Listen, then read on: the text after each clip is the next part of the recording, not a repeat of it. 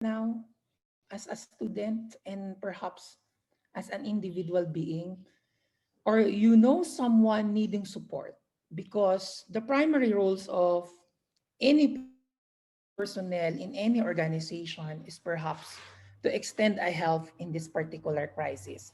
The crisis that we are experiencing right now is a global crisis, and perhaps many are not adapting to it. So before we continue, I would like you to answer this particular survey.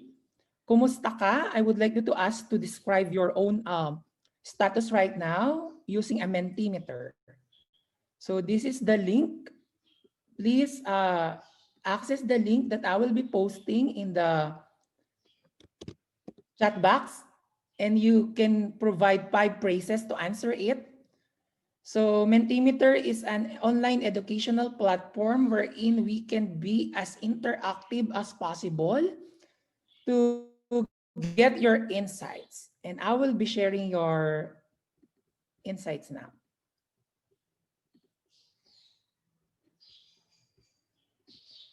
Okay, just access the link and provide your praises, insights. As how are you? Kumusta ka? So that I could figure it out what is going on in your own self and able for us to understand where you're coming from as students.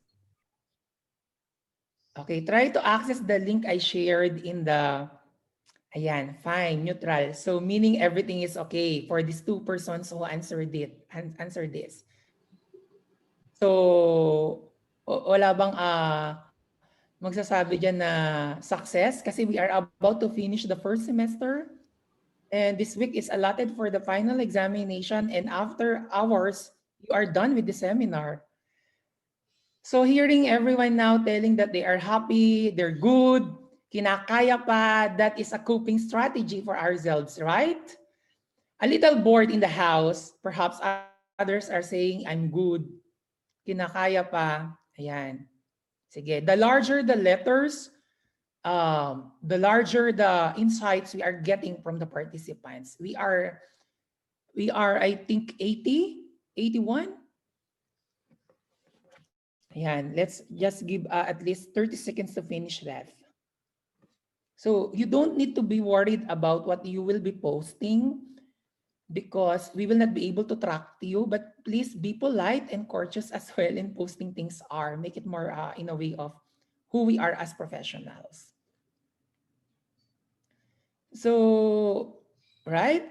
A little bit disappointed, that's normal. It's normal to experience disappointment, frustrations, and anxiety. That's normal. Doing well.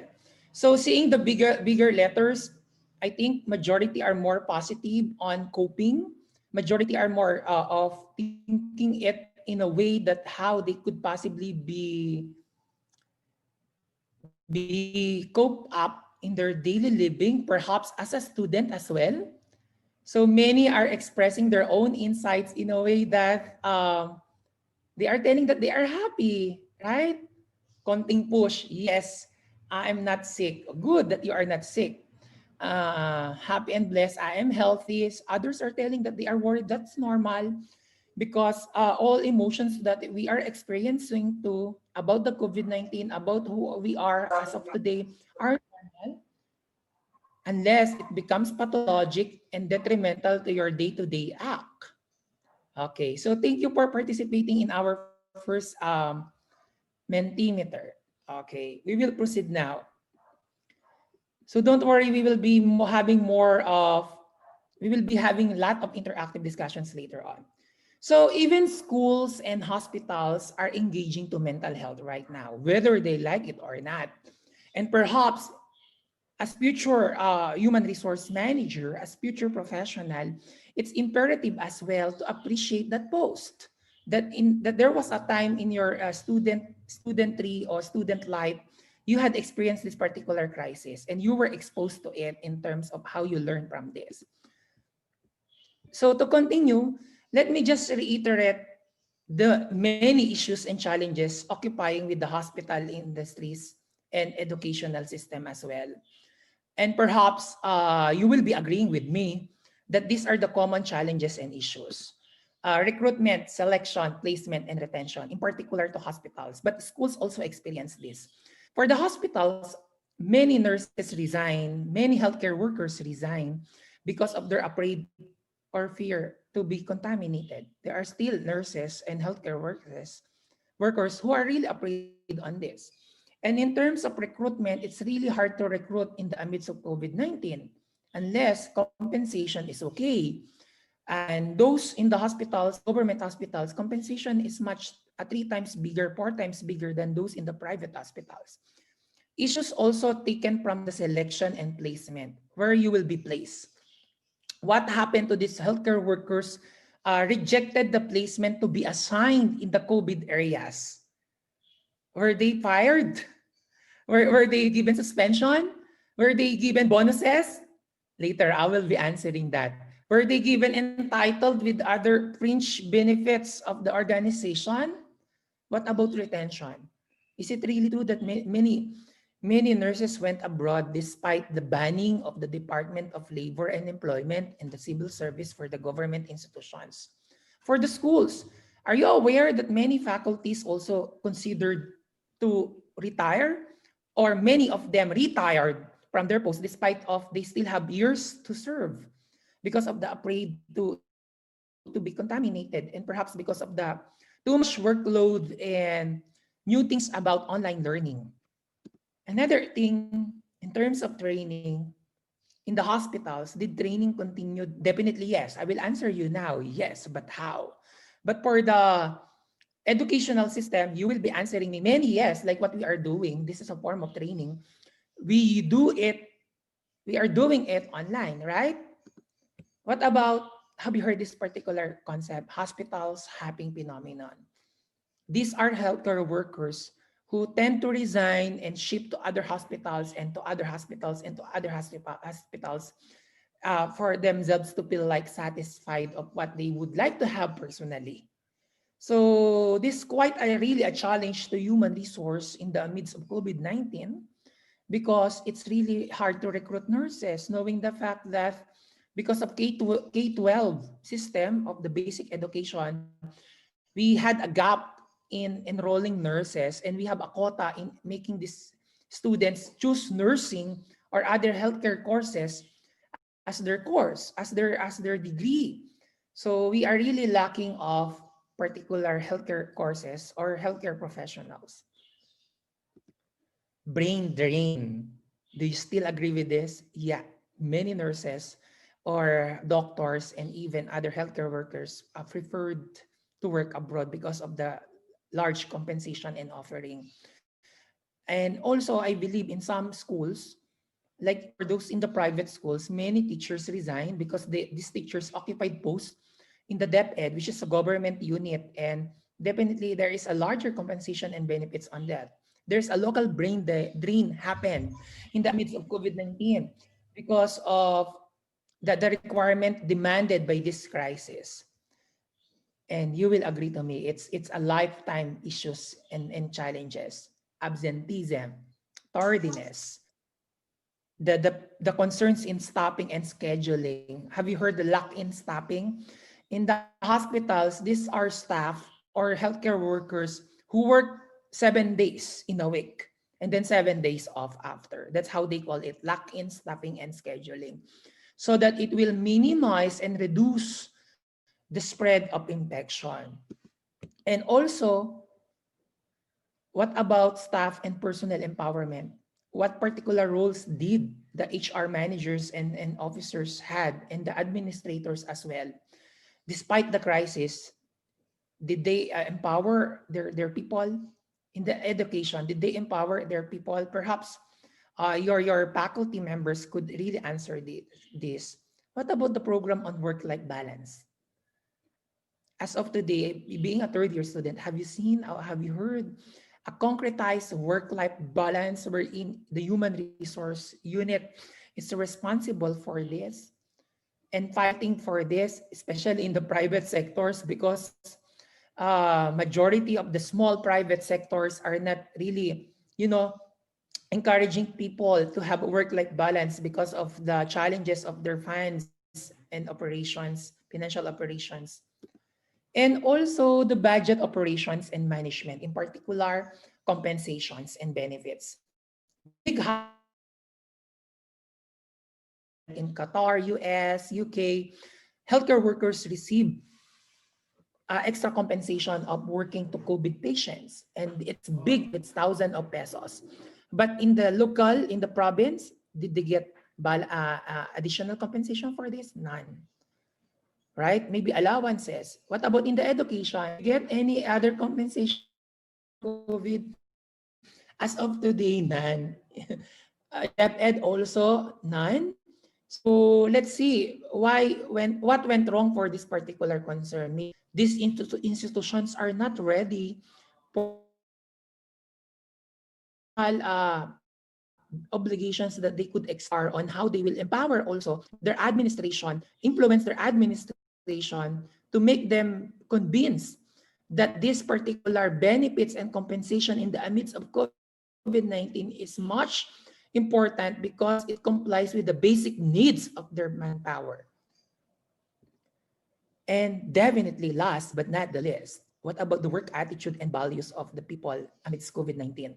And what particular roles did HR had in this particular organization? So, you know the fact that outside Bataan, there are five biggest hospitals in the Philippines. The St. Luke's Medical Center, the Chongwa Hospital and Medical Center in Cebu, the Asian Hospital and Medical Center in Las Piñas, the Cardinal Santos Medical Center in Quezon City, and what's the other one? The Medical City in Pasay. Why I am sharing this one? Because they have the most seasoned and renowned human resource and services in the healthcare industries. And have you seen them? They are all private hospitals. Meaning, if you would like to see best practices on human resource and management in terms of healthcare industries, you need to go to these biggest hospitals because they do really implement and requiring their organization to recruit people like you, to recruit people who are really formally trained about human resource. And they are not assigning it to the doctors or to nurses or to pharmacists. They really hire human resource graduate for them for their human resource units to be managed well.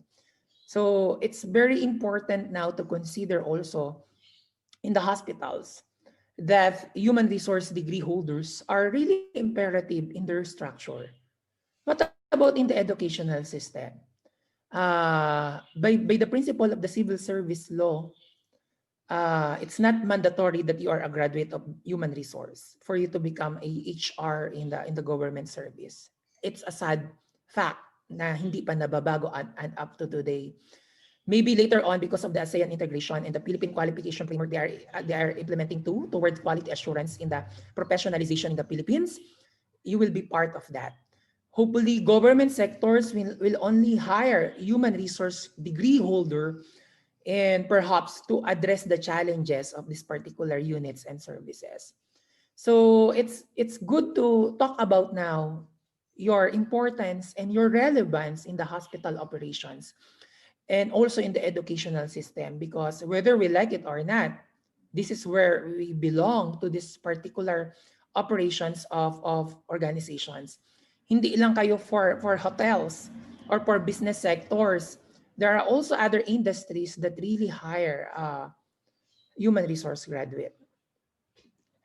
And just to summarize, a brief overview of what are the coping strategies that we need to emphasize throughout the discussions. Definitely because of the COVID-19, the paradigm of operations for human resource had changed. We need to have a clear exit strategy. We need to prioritize now, whether in the hospital or in the academe, on how to come up with the post-COVID, post-crisis COVID-19 rehabilitation program. We need to institutionalize that. That is the primary strategy that we need to prepare for. Another one, we need to look at in the matter that there is no such thing as one-size-fits-all solution. Bigyan natin sila ng bonus, lahat yan 3,000 pesos each, pwede na yon. So you need to provide an in-depth need analysis of what is going on in terms of the needs of this manpower or people, and perhaps the status of the organization, right? Have you heard the SRI, the 10,000 pesos worth of bonus to be given to the government employees? Bakit wala pa as of today? Because it was not budgeted ahead of time because of the COVID. So meaning the government's not quite ready to provide this as one of the solutions to help the people, but just a supplemental need.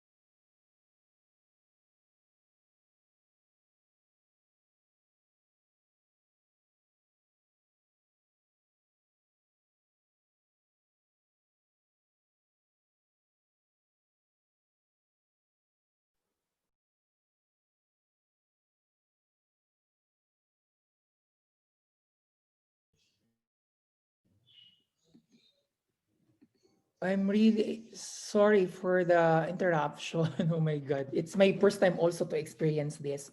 So going back, aside from the leadership that we need to occupy about within ourselves, we need also to influence the people surrounds us on how they could partake leadership in their workloads. And another thing, the well-being, the concept of well-being to everyone. It's the role also of that particular human resource services to understand what is happening in the midst of COVID-19 and perhaps what will happen in the future. All stakeholders of the organization. We need to be agile. We need to focus on what are the needs of the people. We need to be flexible of what is happening, what's the problem, provide a solution because there is a crisis. May nag-resign, you need to recruit, you need to replace. We need to be like that because we need the primary needs of the organization. And perhaps you have heard HR 4.0.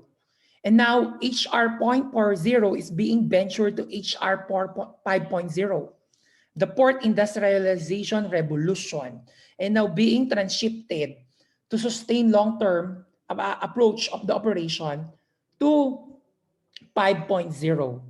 So we need to be updated also that we need to be equipped of what are the trends. So perhaps after this seminar, you could have a concept of understanding a seminar again on 5.0, HR 5.0, because that's the trends now for 2021.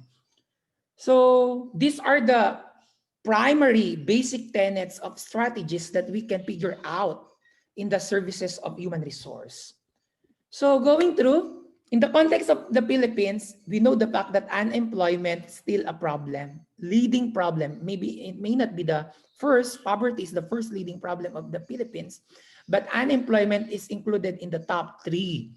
And even if in the COVID-19, because of the COVID-19, unemployment became second.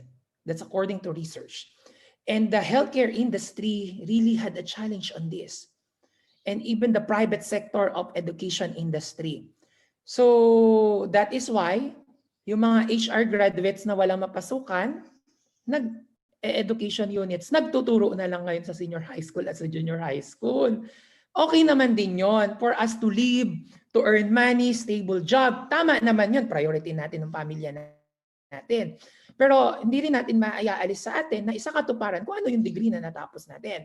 So what I'm trying to emphasize now, as an organization, we need to provide an intuition on how are we going to perform. How are we going to become more productive?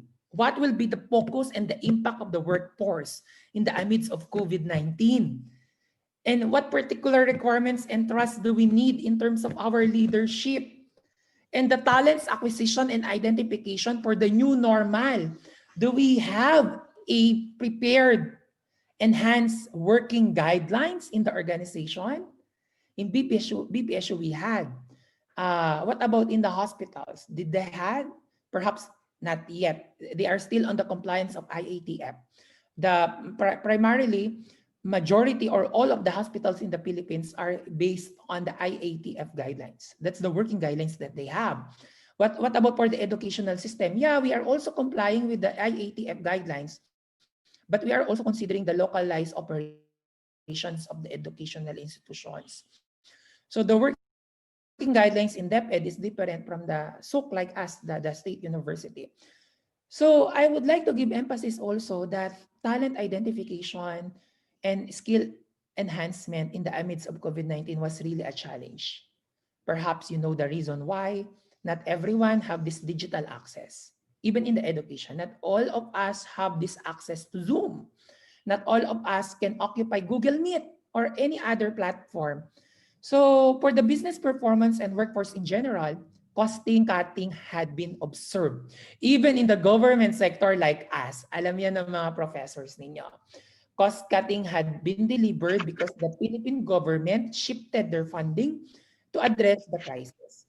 And you know also that there are different business models we pattern about o we benchmark about. But in this crisis, talaga bang nag-pattern pa tayo sa mga business models? Now, the educational system are venturing to different learning management system or learning management approaches. And we are occupying that as a business model. So perhaps in the graduate school, we are supposed to buy a Blackboard learning management system. But we prefer to buy an anti-plagiarism software, which is a million worth. So where are we going to get the payment or the expenditure amount for that? Sa tuition fee ng estudyante namin, right? And that is also for the private school. Nagmahal ang private schools ng tuition fees. Maraming private school na nagsara, those who cannot support them, their own expenses. And also the private hospitals, nagmahal ng expenses. Lalo na yung alcohol, bulak, despite the crisis, because they have to. Because they will be requiring staff and personnel to go beyond 24/7 duties, right? The more workforce that they need to deliver because of the crisis. So another thing, the principle of low touch economy. And you know what? Even Malaysian companies, which is known for a good healthcare industry, had challenge on this. Are you aware of that? That Malaysia is now far from us in terms of healthcare operations. But 10 years ago, we are at far from them. And maybe that's really a challenge. For the leadership, it's very a mindsetting now for the leaders to have their own expectations who work from home, right? It's really hard to lead when you are working at home like what I'm doing. I haven't seen my faculty since March 13, 2020. The last time I saw them a week prior to that particular week. And now it's been a year, I haven't seen them. Hindi ko alam sa College of Business Ad kung nagkita-kita na sila. So it's very hard to have a virtual leadership skills, like what I am posting about. Fostering what is trust online as a manager is quite difficult to these employees. So everything must be trusted, whether I like it or not. Di ko alam kung natuturo sila or wala. Kaya pag may nakita akong faculty ko, Sabado, kasi ako wala akong klase pag Sabado, at nakita ko sila, nasa Starbucks kami pareho, nagkakangitian na lang. O asynchronous kasi daw siya. Hindi ko naman tinanong kung saan na sila nagsasabi. Asynchronous without online meeting. But you know what? It's very hard to have this virtual leadership skills. This is a good research area now. What about, have you heard buka? Vulnerable, buka, vulnerable, volatile, um, uh, unequitable, complexities, and ambiguity. Have you heard that? So that's the new scheme of organizational complexities.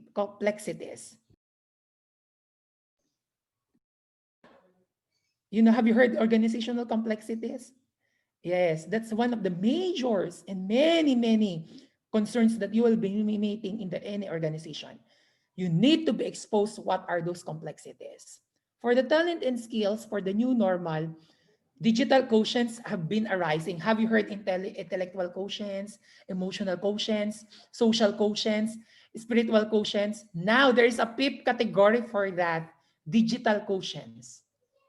What's the degree of your digital quotients? Yung nga lang, I have seen any particular tool for human resource as of today. But that's a good point to study digital quotients among people in the organization, right? And that's under human resource. So another thing, reality check in upskilling their skills. Technology is much important. Who among the employees have their own laptop? In BPSU, they had this survey. Who among the faculty members have their own laptops? Not all has.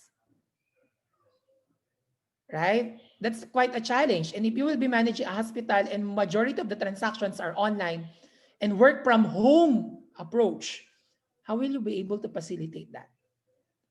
So that is why hospital operations really got interrupted because of this COVID-19. The practices that you are employing, definitely each organization has its own initiative. BPSU has. BGH has. Have you heard BGH? No bantay at all. Bawal lang bantay sa BGH. But we're in fact, 50 years ago sa Amerika, bawal lang bantay. Why?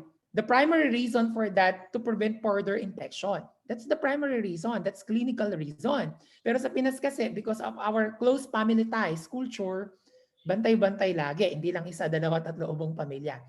I'm sharing this particular question and challenges for this human resource, not only in abroad, but also in the Philippines. There are so many new trends and insights that we need to address. Are we ready for that, students? Are we ready for that as future human resource manager? Because as a manager in the hospital operation, lahat ng department hawak inyo. Lahat ng department dadaan sa inyo in terms of recruitment, selection, placement, retention, upon hiring, to exit sa inyo. So what are the challenges now? Lahat. Di ko kayo tinatakot. I'm trying to you to give a bigger picture of what will happen when you get the post, when you would get the post rather. So let's talk about mental health in the school, in our school, because in the hospital, perhaps it's automatic that mental health is integrated at the bedside. What about in the school? Definitely our school has its own program on mental health. But what about our human resource? Have you heard any from our human resource about mental health programs, projects, policies? Maybe sooner. Maybe they are still in the process of preparing it, because not all organizations are, urgently or having this particular skill in developing abruptly in addressing the mental health. How do we address now the concerns of the faculty? Because faculty are employees of the organization. Yung mga mental health issues ng bata, pwede na yon sa Office of Student Affairs with the counselors. But recruiting counselors is one of the roles of HR, right? Telling them what to do, telling them what to place about, and telling them what to prioritize. It's the role of the HR vis-a-vis with the administrators. Okay? So perhaps maybe that's something to research about pag nag-thesis na kayo. How did BPSU adapt on mental health to their faculty, to their non-faculty members? Not only the faculty members, because non-teaching are also required to work from home and work within the organization. And what about those who got positive result of COVID-19? How did they work? What are the compensation benefits given to them? Right? Magandang i-research yan so that it will become more scholarly and empirical in nature. And also, addressing this particular concern uh, will provide good environment as well, not only in the school, but also to the relationship of the teacher and the students, because students are the primary stakeholders of the school. That's in general, not only in BPSU, ha? So let me just share this particular concept. I got this from Watson.com. So key scenarios that we need to be minded about. First, we need to protect and preserve human capital value. Primarily, we need to become a people-centered. That's new trends now in any organization, the concept of people-centered development. How organizations nowadays perhaps addresses these people-centered developments and perhaps the role of human resource in this 2021 on people-centeredness, that we prioritize people than the rest of the priorities or targets that we have. Have you feeling that now? In your community, in your barangay, are you feeling that now? In the school, feeling nyo ba priority kayo ng BPSU? Students, ayan, sagutin nyo na lang sa sarili nyo yon. Unless gusto nyo bang i-mentimeter natin yan? Kasi naman baka mamaya hindi maganda ang result. O sige. Kasi that's quite encompassing also to make ourselves feel valued if our organization making us feel valued. Right? Second, how do we regenerate human capital value? Do we add additional compensation? Tatanungin niyo ako now because I work in BPSU, meron ba kami extra compensation? Sasagutin ni Ma'am Aberin. May plano, yung internet allowance na 500 monthly, hinihintay pa namin. So nagsimula yun ng April, May, ala pa. Hintayin natin. Gobyerno medyo delayed. So that's how BPSU regenerating human capital value. Yung palang collective negotiation agreement namin, I don't know if you're familiar with that, yung may mga organization na may mga union, na may mga asosyasyon sa loob, they negotiate on it and how much they could ask from the organization and give to the people. Hindi lahat ng organization may CNA. Depende lang kung may union yung organization and they demanded it. So that, I think that's regeneration. We got 25,000 each, bawat empleyado. That's big. What about the post-crisis operation? Have you heard any from other organization if they are preparing for sustainability of the human capital? Nag-salary increase ba sila? Nagdagdag ba sila ng benefits? Nagkaroon ba ng pabigas buwan-buwan? So these are the things that we need to look at now, not only the policies, but also the programs of the organization. And this will fall under the concept of human needs, right? Abraham Maslow's theory of basic needs will support on this particular endeavor. And are you aware that sustainability of the human capital value will answer the 4.0 HR? And you will be able to reinvent and reimagine what will happen on the HR 5.0. So, emphasizing the 4.0, there are things that we need to answer. How do we align organization?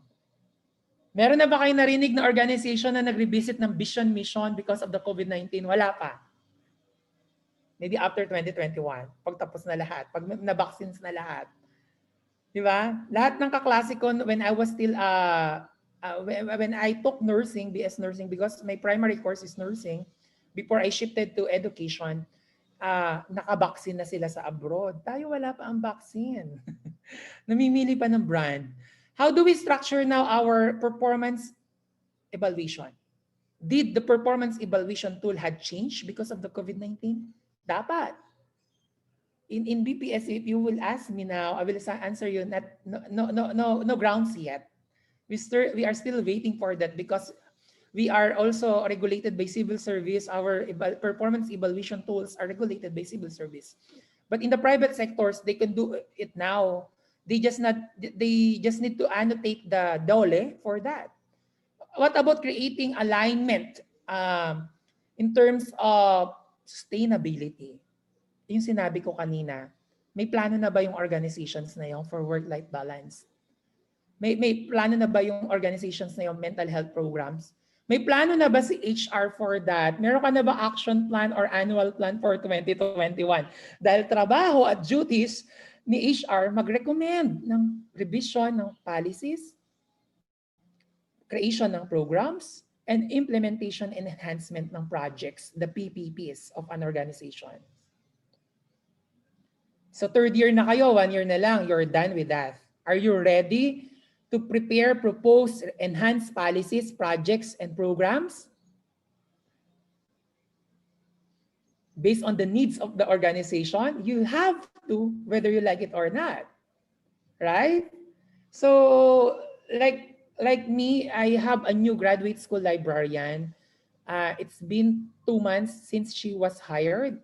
Ika-third month niya na, so I assume ready na siya. Sabi ko sa kanya last week, we talk about it. Can you propose now a revisions to the policies of graduate school library operations? What are your plans, projects, and programs to propose? Pinagpo-propose ko na. So that's the same with human resource management if you will be managing a unit. Right? Recruitment is now all online. Right? I have a friend who will be going to Qatar and he was subjected for PIDOS. Have you heard PIDOS in OA, in POEA? 'Di ba? Seminar 'yon bago umalis. Online na rin ang seminar. 'Di ba? Paano ko ang aalis ay hindi naman professional, mga skilled work na graduate ng high school na merong test the certificates, tas English yung online orientation. So how will address the needs of that particular person? So asking you now, are you okay after listening things from me, hearing all the issues and concerns? Kanina sabi nyo, you're good, you're happy, you are blessed. So let's go back with our Mentimeter. I would like to ask you now,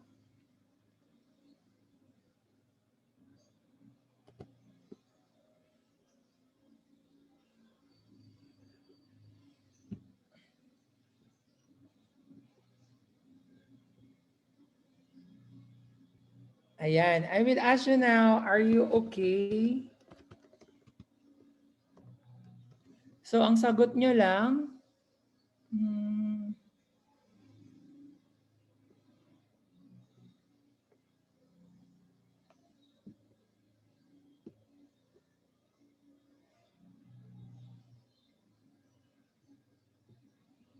wait lang.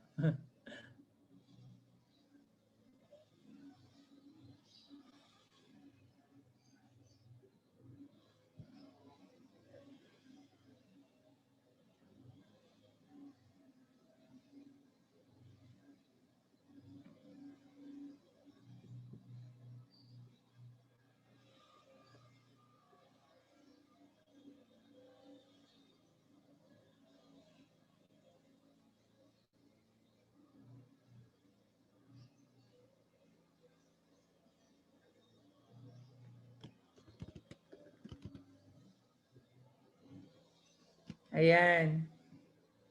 So, ang isasagot nyo lang is yes or no. I would like just to figure out if you are okay in terms of the things that you have heard, the things that you are occupying now, the thoughts that you are delivering.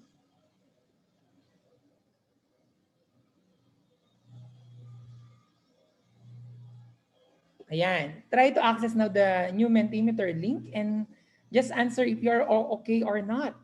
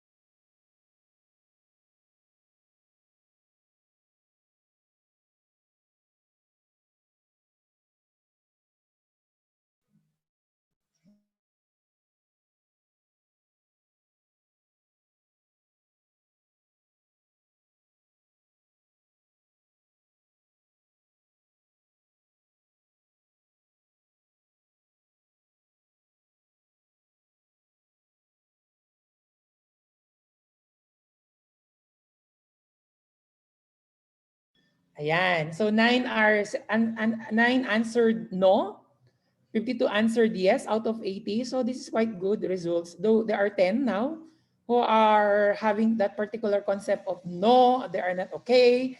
So baka na-overwhelm sila sa mga pinagsasabi ko.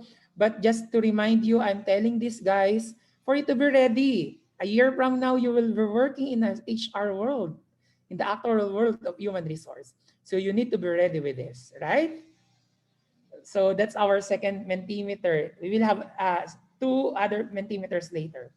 So just to continue, don't worry, kaunti na lang to. So perhaps you are wondering now, if you are not okay, you might be having lacking of motivation. Or if you are not okay, you are feeling stressed. Si Professor, apit yung assignment na binigay. Finals ng bukas, may assignment pa, right?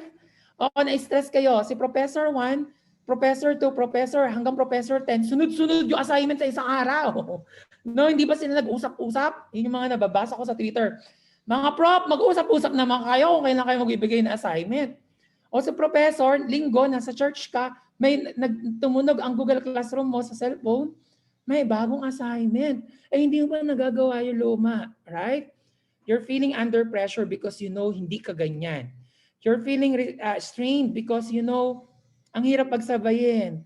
Schooling, family conflicts, tapos may jowa ka pa. Eh, option mo yon, jumowa ka eh. So, you're not performing your best at work.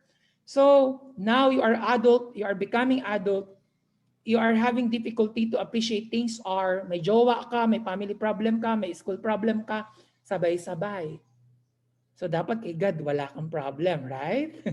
So try to prioritize things are, if you would really have those particular relationship and you are having less time to enjoy, prioritize things are. Hindi ko sinabing i-break mo ang family mo. You will never do that. Hindi ko naman sinabi i-break mo yung jowa mo. Prioritize your time. Okay? So, lalo na yung mga shout out dyan, yung mga nagkaroon ng jowa ngayong pandemic, no? Hello! Na hindi kayo nagkikita-kita pa. Ayan, temporary lang daw yan. So to continue, you might be experiencing this as a student. Headache, feeling tired, too much work, homework. But you know what? As human resource officer and manager, you might be having double of that, triple of that. Because hindi pumasok yung naka-duty. Example, in the hospital, hindi pumasok si Dr. De La Rosa. Walang duty sa emergency room na doktor. Sinong duty? Pwede ba si HR? Pwede ba si cashier? Di ba hindi? Kaya it's really hard. You know what? It's really hard to become an HR in the healthcare industries because the positions are not quite replaceable. Unlike in a restaurant, may absent na staff, si manager pwede mag-staff, right? Kahit simpleng PR relation lang, mga relations needs. So, if this will not be managed, this could become pathologic. And this will really address the policies. There's really a need to address the policies, program, and projects of human resource. Because not all are strong enough to fight this. All things are in the midst of COVID-19, especially you students, right? You need support, peer, family, partners, organizational support, student affairs. Are you aware with this? Republic Act 11036, the Mental Health Act, has been approved since 2018. But despite the requirement that all schools, all hospitals must create a mental health program, it was not implemented. So I'm calling you future HRs that one day, if you will become HRs, please comply on this. Okay, what are now the recommendations that I would like to share? And based on research, there are imperatives that we need to address as human resource in addressing also the challenges of the organization to recover from the not only from the revenue but from the delivery of the organization.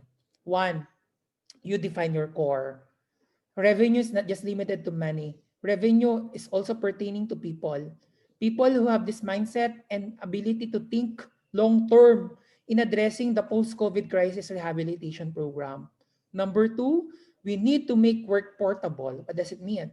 enable new things are, like work from home is a new approach. Maybe that's something that we need to consider. No, in the hospital, that is not quite possible because you need to be at the bedside. But there are personnel in the hospital that can work abroad, can work at home. Three, broaden your employment repertoire. You need to broaden your understanding on what will happen on the future, and that's through technology. You need to address processes now as technology driven as possible. Hindi na po pwede ang manual, right? And lastly, you need to reset the culture.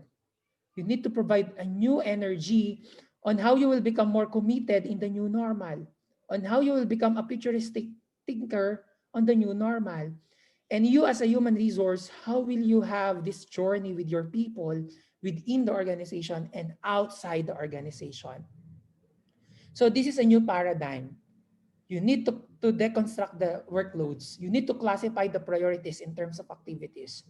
You need to classify the tasks, reevaluate it, assess the best way it is through the assistance of technology, and optimize the possible work modes in the best way on how people could understand it. Dito papasok ang training, dito ang papasok ang capacity building, dito ang papasok ang capacity development. You need to provide an assessment. Like in BPSU, when during the first months of COVID, we were given a series of assessment. Napakadami. Binigyan din kami ng series of training. Until na nagte-train kami, alam ni Ma'am Moises yan. So, ang dami. But we need to comply with that for the future endeavor for our stakeholders like you students. And that is also the same with the healthcare industries for their patients, right? Anong nangyari in the midst of COVID-19? Ang mga hospitals, nag-hire sila ng extra people to address online healthcare. Diba? Sila kung may masakit ang tiyan, anong pwede nilang gawin, pupunta sa hospital, sino ng doktor ang tatawagan. Nagkaroon na parang mga mini call center inside the hospitals. That's another recruitment that you will be facilitating as new trends now in the hospitals. Right? And even in the recruitment, to ask me, paano ngayon ang recruitment sa mga big hospitals sa Manila for healthcare workers online? Pati interview online. Me in the graduate school, if I will be recruiting students, mag-aaral sila ng masters, online ang interview ko din. I'm not quite just sure with the faculty, parang online din narinig ko. So, and you need to reskill the talent, especially for those who are already within the organization. You need to provide an enhanced training program for them. Have you seen a training program? Dapat yun yung mga bagay na alam natin. Okay. So this is another paradigm of what organizational value means to improve organizational performance. There are 4 categories have been noticed and observed in the midst of COVID-19 to make the value of the organization strategic. 1, negative value. To improve the performance, you need to provide an assessment of what are the things that we don't have or what are the things that we are minimally accepted about. Definitely in the midst of COVID-19, use of technology, right? Fear of being contaminated. Kaya na nga natin siyang sagutin ngayon eh. And, di ba? Demanding for bigger compensations. The second stage is the constant value. These are performance indicators that will refer to the add-on operations of the institutions. Like for the healthcare industries, nabalitaan nyo yan probably, natulog sila sa mga hotels with the assistance of the provincial government of Bataan. Like government avet, naghanap siya ng mga tutulugan ng mga nurses, doctors, and pharmacists and other personnel para hindi sila uuwi sa bahay at hindi makakontaminate ang kanilang pamilya. That's an add-on. I think hanggang ngayon, tuloy-tuloy pa rin yon pero optional na lang. Yung iba ginagawa na lang nilang paliguan. Doon na lang naliligo, then uuwi sila. So another thing we have, but in the education, ano yung add-on value on sa amin? Yun nga yung 500 per month, pero wala pa. That's the constant value that we are receiving from the organization. The incremental value now is the add-on benefits. Aside from the minimum pay, what are the extra compensation they are receiving? Sa hospitals, meron yan. Sa private, may 20 pesos per duty, may add-on sila. Parang allowance, ang liit, no? Pero sa government, malaki, umaabot ng kung ano yung rate mo talaga. And for the exponential value of this particular paradigm, you need to become strategic. You need to become long-term on what particular assistance you can give. And that will include also training. Training yung mga healthcare workers na pinag-aral mo for COVID-19, mas formal about ang kanilang pinag-aralan na pinondohan ng hospitals. And also for the schools. For the schools who are creating task force for COVID-19, they need to train these people. And what we did and what we are having now, we are shifting to online learning management system. So that's it. That's another exponential value for educational system. So this is just a best practice of the company that the Wills Towers Watson.com. That's a company. I took that from that website. That's how they see the organizational value despite the pandemic crisis. And that's how HR will place into this because you need to see this. You need to work on this when you become your HR. Do 1 year pa, but definitely may impact pa rin ang COVID-19 after that. So how do we reset the value of culture? How do we navigate connecting to people, connecting to employees, and how we contribute recovery? Because this is what human resource today. The experience, the feelings, the show ups, the performance will provide an organization sustainability, will lead to business sustainability. You know, the crisis had placed emphasis on what the need of the organization and what the people needs about because we are now transitioning to post-crisis. Though may mga cases pa. So why this matters? I will be asking you now why this matters. Because if we will not be ready and if we will not be preparing for this, a chaos will probably happen, right? Conflict will arise. So others are thinking like things are laughable, things are not getting into seriousness. So we don't need to get serious. Okay lang yan, estudyante pa lang naman ako eh. Saka ako naaralin yan pag staff na, pag totoong HR personnel na ako. No, you need to be serious as of the moment.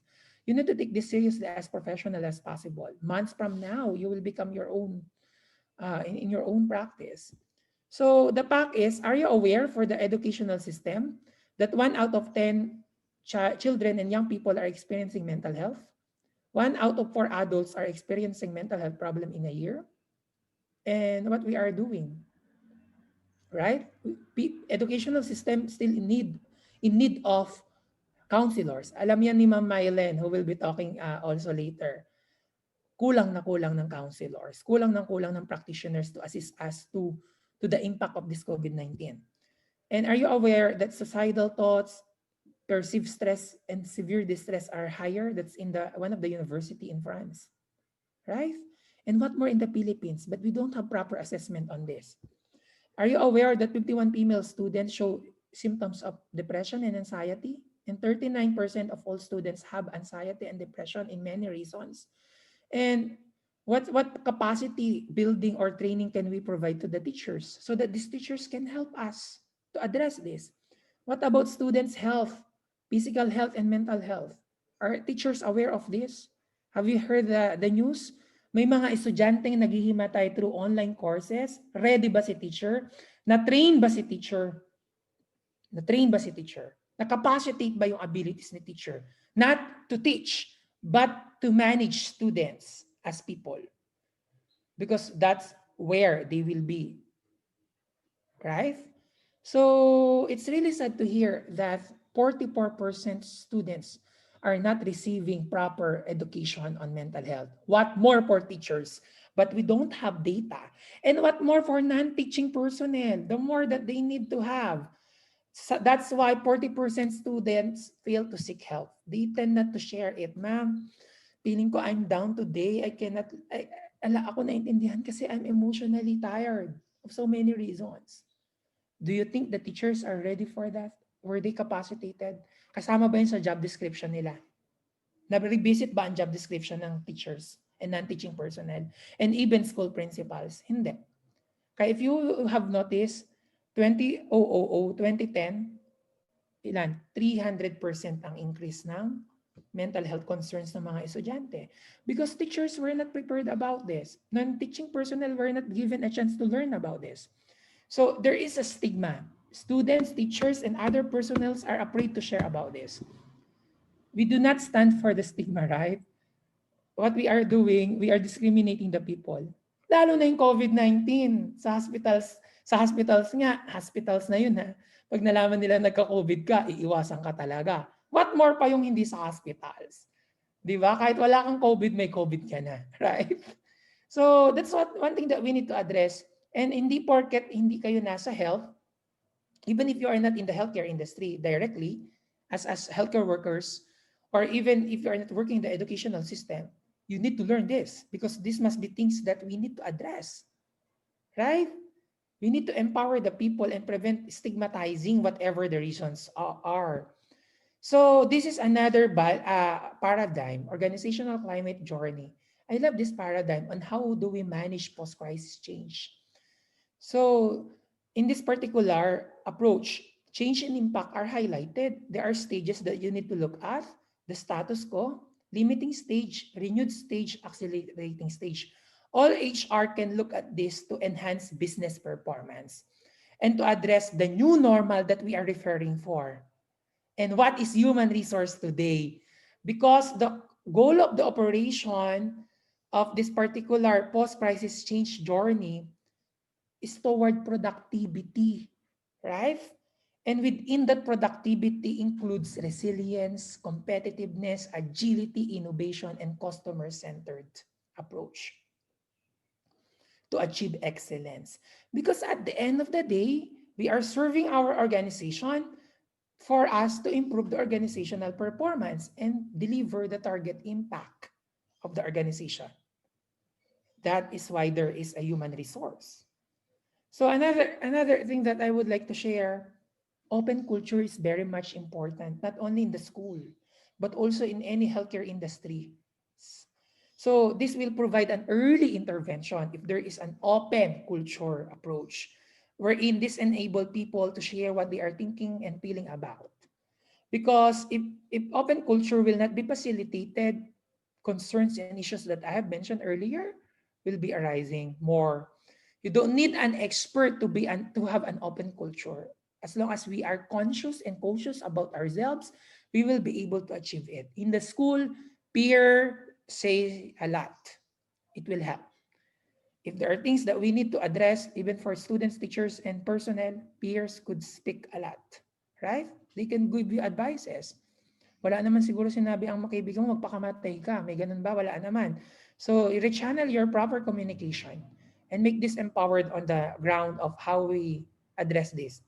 Ito naman, pag HR ka na, kung may nagpakamatay talaga sa organization mo, dapat meron ka ng preventive, promotive, and promotive plans to prevent that. Una, needs analysis, assessment, and then intervention. So with the high performance of the employees in the post-crisis COVID-19, we need to connect and contribute to the organization.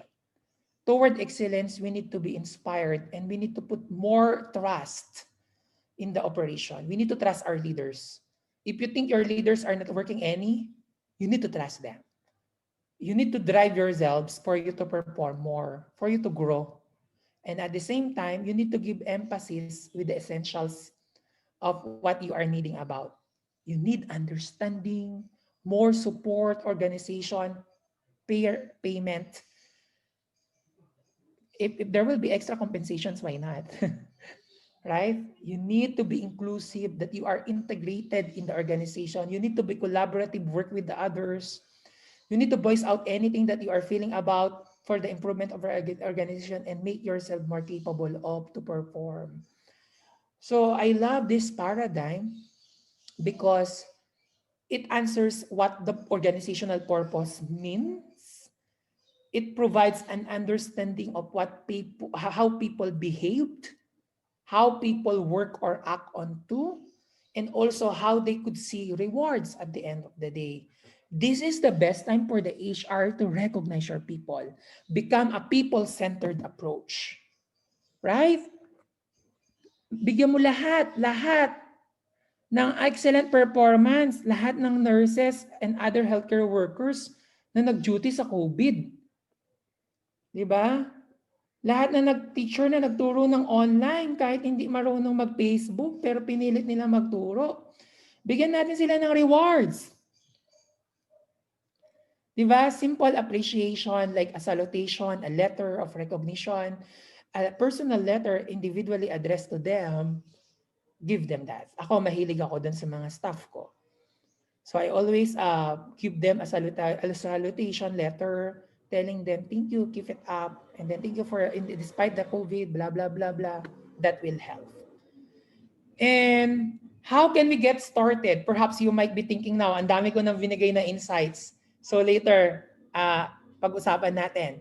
So as mentioned kanina, nabanggit ko na to kanina, in terms of sustainability of human capital, you need to move forward to the future way of work. You need to reimagine and reinvent. So you need to be anticipating what will happen, how flexible business, hindi lang flexible learning, flexible business and workforce model that we need to implement. Right? Ang dami nyo ng thesis concept. Because in that case, we need to increase mental health support. Sa inyo, as students, increase academic performance through the support of your teachers, reduce substance abuse, suicidal rates, and economic benefits also of the colleges, what I mean of the schools, and resilience as well. These are very important for you to really appreciate what is going to happen in this 2021. So we are not working alone. In mental health, we are not working alone. Always remember that. We need to lead the way. We need to provide initiative and best practices because we need to give the best out of it in order to sustain organizational performance. We need to plan. January is the first month of the year. This is the best month to finalize the plan, right? So in abroad, international students also experiencing barriers and challenges, and that's normal, right? And before we proceed to my synthesis, I would like to have you my last Mentimeter. I would like to ask you now, what are the possible actions, interventions that we could look into for the human resource? Kung kayo ang resource manager or officer, ano ang mga gagawin mo? Ano ang mga dapat mong ihanda? Ano ang mga best practices o initiative na pwede mong gawin? Teka lang ha, ayan. So we have another word cloud. What actions, plans, and recommendations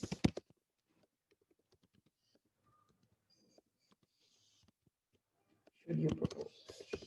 Should be proposed.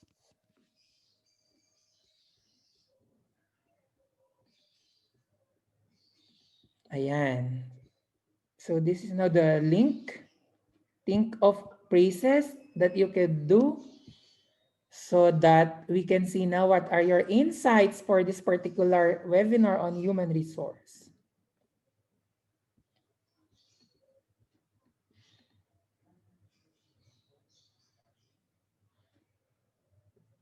Ayan. What actions, plans, and recommendations should be proposed?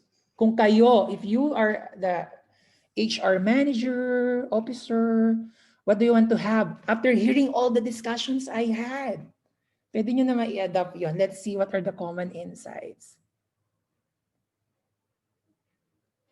Mahirap kasi 5 phrases lang, no? Hindi sa sentence. Ayan. Others will focus on motivation and people-centeredness. Very good.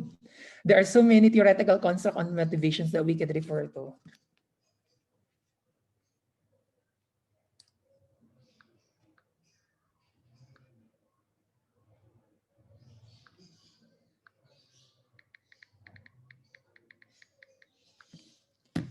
Wow, healthy relationship. I love that. Become flexible. Faith, I thank you for that. I love seeing more on the context of spirituality. That's something that I did not touch about.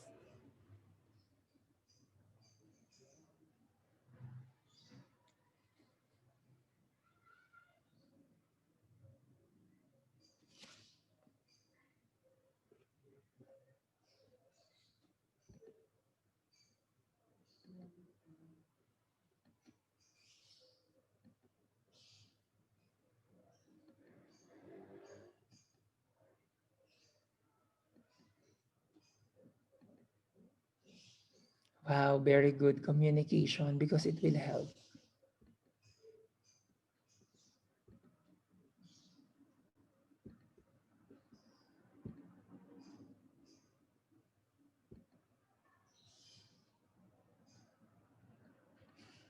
Love. That's true, definitely.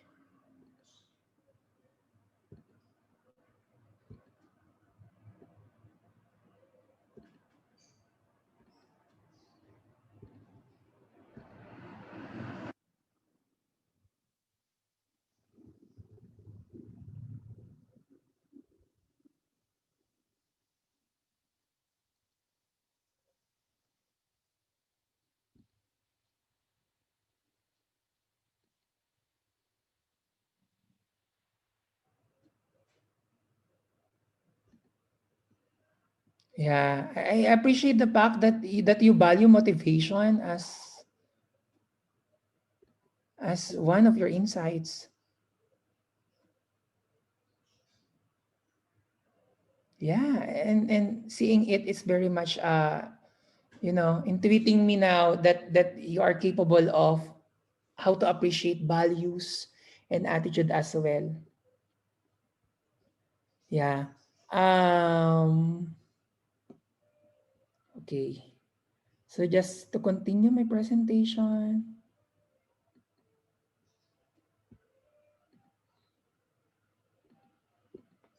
Okay, so going back then now to the hospitals nearby within the province. So there are things that I would like to synthesize now. One, it's very important to revisit policies, projects now, and programs toward post-COVID-19. We are not we are not creating any more projects and programs and even policies for COVID-19, but instead, we are revisiting them now on addressing the challenges on post-COVID-19. I would like to recommend personally for everyone to be trained on psychological first aid. Psychological first aid is not only intended for healthcare workers, even non-healthcare workers can use this because you need to be aware what psychological first aid all about and perhaps integrate this in the functions of your duties as HR officers. Another intervention guide that you could use to mental health and psychosocial support network support is also another intervention guide to address the challenges for mental health. Being a human resource officer, it's important as well how you will assess your organization's people toward the challenges of mental health. The pressure, kahit naman walang COVID, di ba, may mga mental health issues na. Yung stress, pressure, burnout. I know maybe others have heard what is compassion fatigue. Have you heard that? Compassion fatigue. I love the job, but I'm tired. Minsan na-experience natin yan sa mga jowa natin. I love my jowa, but I'm tired. Diba? Compassion fatigue, be. Wag mo kayo na ano, be, naka-compassion fatigue na ako. Ano yung be? I love you, but I'm tired. Diba? Hindi lang yan sa work. Pati yan sa jowa, pwede i-apply. Pero sa asawa, hindi mo na i-apply na, Ma'am Aberin. Hindi na applicable doon. So, we need to harmonize also work attitude and values. Seeing you putting motivation as a center of the actions, plans, and recommendations that you would like to look at, that's perfect. You need to institutionalize also the rehabilitation program or plan of the human resource and create more best practices or initiatives that are impactful to the organization and also to the people of that organization, including all the stakeholders. So I throughout my discussions, I depended on these books. Majority of my insights taken from these books, and you will be help. This will be helpful also for everyone. So I am ending now my presentation by asking you, how are you doing after listening to me? So always ask your friends, colleagues, your parents, families, teachers if they are okay. How are they doing so that it will engage more connection. And being a human resource officer, I believe we are connected to people. We are connected to the organization, peoples in the organization. So thank you very much, guys, for inviting me and definitely for sharing my background and insights for this seminar. And Thank sorry. you, sir. Thank you, sir. Thank you so much po. Yes, sir. Grabe, partner. Yes, Sobrang partner. gandang way ng webinar na to para umpisahan yung taon na to para makapagbago tayo ng mga learning habits natin tsaka yung mga ways natin para makapag-prepare tayo in the future. Yes, partner. meron bang mga tumatak sa yung mga sa sinabi ni Sir na sa kanyang webinar na Oo yung natutunan? naman. Lalo na I like the yung compassion compassion fatigue. fatigue. Yun. Yan. Yung sa mental health naman kasi, hindi lang talaga siya speaking para sa ating mga students. Like generally, pati rin sa mga professors natin, di ba, partner? Yes, tama, partner. Okay. Meet natin. Yan. So, classmates, if you have any questions, you can drop it now in the comment section so we can address it now. Use the hashtag. Preparing HRM today, 2021. Yun. Yes. Pag nagtanong kayo, include niyo yung hashtag na yun para mapansin namin.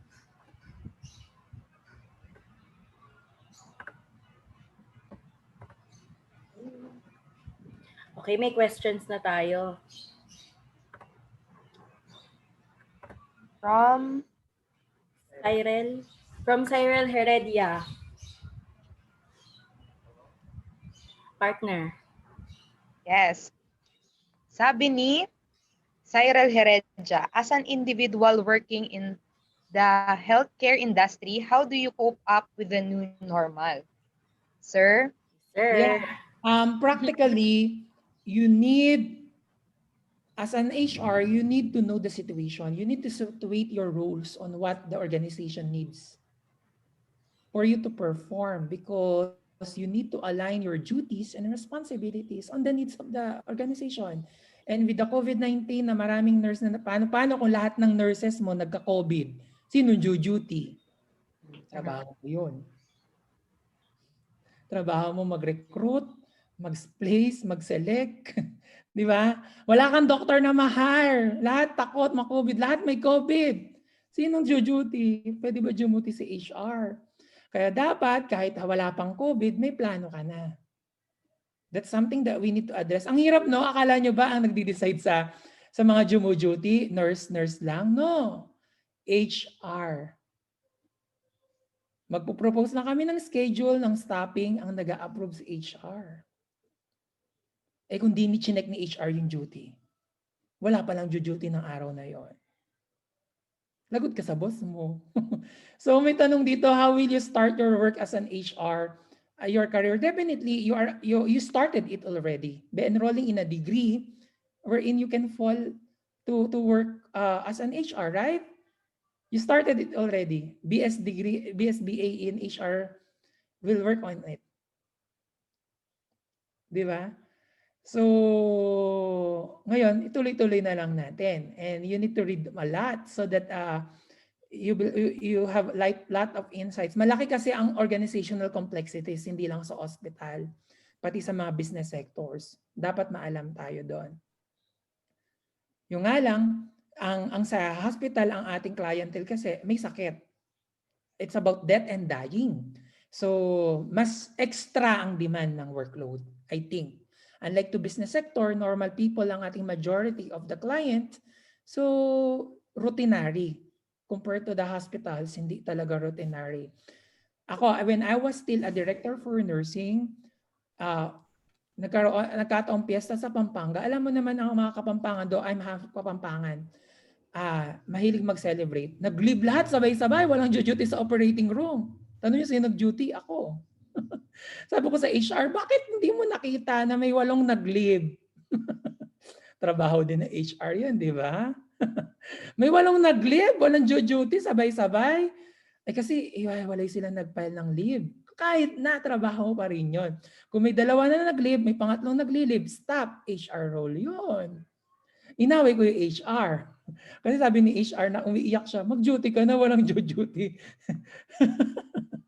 You know what I mean? Marami kayong roles, hindi lang sa business sectors, even to hospitals. Diba? Kayo din ang nagre-recommend sino dapat ang maging outstanding employee. Dahil kayo ang nagre-regulate ng monitoring and evaluation ng job performance. Right? Kaya pag nakakuha ko ng satisfactory, sino nga awayin ko? HR, baka mali yung gawa.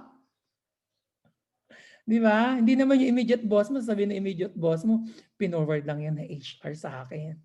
So you know what? The roles of HR officers are very, very imperative, not only to business sectors, but also in educational system. Soon, the government sector will hire more people who are graduate of HR. Binabalangkas na ang civil service requirement for non-teaching. So alignment will matter. Okay, any other questions pa po? Yan guys, kung may questions pa, wala na ba? Yes. Sige, mamaya tanungin natin sila ulit. So partner, ready ka na bang ipakilala yung second speaker natin?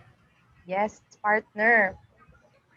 Thank you po Sir Ranel for answering the questions. Mamaya Yes. po ulit. Welcome and thank you very much once again.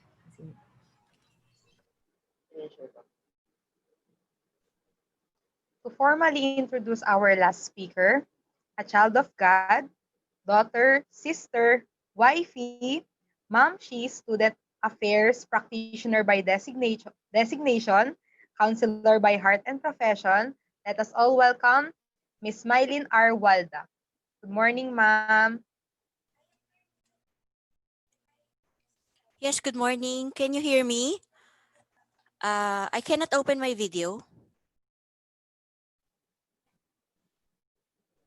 Yes, ma'am, it's clear po. Okay. So audio ko is clear. How about my video? Can you help me in turn? Ayan, start my video. Okay. Okay na po, ma'am? Okay. So am I heard clearly? Okay, Yes, audio ko? ma'am. Okay. So start na ako presenting ha para okay. Yan. So as we wait for my